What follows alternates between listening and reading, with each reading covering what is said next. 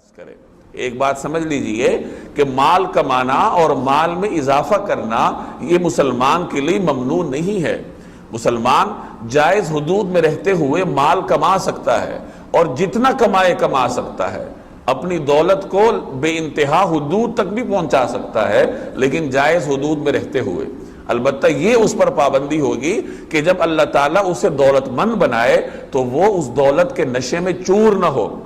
وہ دنیا میں ایسے نہ کرے جیسے عام طور پر دولت مند کرتے ہیں۔ آپ دیکھتے ہیں سرمایہ داروں کو کہ جب وہ سرمایہ کے نشے میں مست ہوتے ہیں تو ان کے دل سخت ہو جاتے ہیں، اور پھر یہ سخت دل دو قسم کے جرائم ان سے صادر کرواتے ہیں۔ عام طور پر دو قسم کی عادتیں ان میں پیدا ہوتی ہیں۔ پہلے نمبر پر وہ اللہ سے دور ہوتے ہیں، اور دوسرے نمبر پر وہ بندوں سے بھی دور ہوتے ہیں۔ اللہ سے اس طرح دور ہوتے ہیں، اس کی اطاعت نہیں کرتے، نماز نہیں پڑھتے، اور اللہ کی فرمانبرداری سے دور بھاگتے ہیں، اور چونکہ ان کے دل سخت ہوتے ہیں تو وہ بندوں کے حقوق میں بھی کمی کرتے ہیں۔ باوجود اربوں روپے کمانے کے وہ ملازمین کو چند ٹکے ماہانہ مشاہرہ دیتے ہیں۔ آپ دیکھ لیجئے، یہ جو بڑے بڑے لوگ ہیں، بڑے بڑے سرمایہ دار، ان کے ڈرائیوروں کا حال دیکھ لیں، ان کے گھریلو ملازمین کا حال دیکھ لیں۔ عام طور پر یہ بڑے سرمایہ دار لوگ اپنے گھریلو ملازمین کو کھانا تک نہیں دیتے، حالانکہ ایک سرمایہ دار کے گھر میں کتنا کھانا پکتا ہے،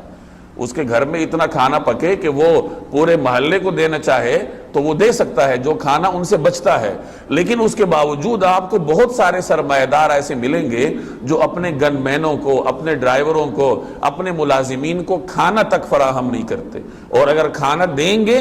تو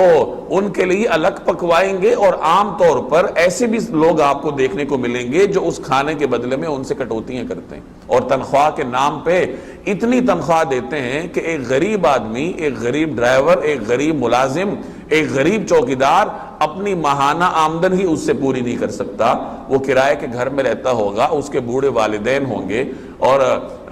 اس کو تنخواہ اتنی ملتی ہے کہ وہ انہیں ضروریات فراہم کرنے سے بھی عاجز رہتا ہے، اور وہ 3 وقت اس سرمایہ دار کے گھر کے کچن میں پکنے والے کھانے کی خوشبوؤں کو سونگھتا ہے، لیکن عام طور پر اسے وہ چیزیں میسر نہیں ہوتی۔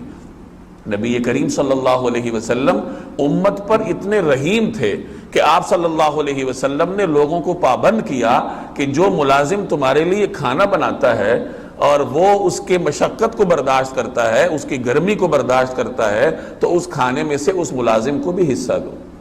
اگر تم اس کو ساتھ بٹھا کر نہیں کھلا سکتے تو کم از کم اس کے ہاتھ پہ چند لقمے ہی رکھ دو، تاکہ نفسیاتی طور پر وہ کچھ تو اپنے آپ کو معزز محسوس کرے کہ میری عزت کی جا رہی ہے، مجھے کچھ دیا جا رہا ہے۔ لیکن ملازم کو جانوروں کے درجے میں رکھنا، اپنے لیے کچھ اور پکوانا، ملازم کو کچھ اور پکوانا، تو یہ سرمایہ دارانہ نظام کے نتائج ہیں جو ہمارا معاشرہ بھگت رہا ہے، کہ ایک آدمی اربوں روپے کا مالک ہے، اپنے ملازم کو کچھ دینے سے قاصر ہے۔ اور پھر ایسے بھی لوگ آپ نے دیکھے ہوں گے جو کار خیر میں بھی حصہ لیتے ہیں، ادھر ادھر کار خیر میں حصہ لیں گے، مختلف جگہوں پر مساجد کی تعمیر میں بھی حصہ لیں گے، اور مدارس کو بھی کچھ نہ کچھ دیں گے، ہسپتالوں میں بھی کچھ نہ کچھ دیں گے، تصویریں کھنچوائیں گے، سارا کچھ کریں گے، لیکن اپنے ملازم کے ساتھ تعاون کرنے سے قاصر ہیں۔ حالانکہ دور پار کے محلے کا ان سے سوال ہو یا نہ ہو، اپنے ملازم کا سوال اس سے ہوگا کہ یہ جو آپ کا ڈرائیور تھا، آپ کا چوکیدار تھا، 24 گھنٹے آپ کے ساتھ رہنے پر پابند تھا، اور اس کی والدہ کو دوائیاں کیوں میسر نہیں تھیں، اس کے بچوں کی بنیادی ضروریات کیوں پوری نہیں ہو رہی تھیں۔ ہمارے سرمایہ دار طبقے کو اس حوالے سے سوچنا چاہیے کہ اللہ تبارک و تعالی نے اپنے ملازمین کے بارے میں ان سے سوال کرنا ہے۔ سرمایہ دار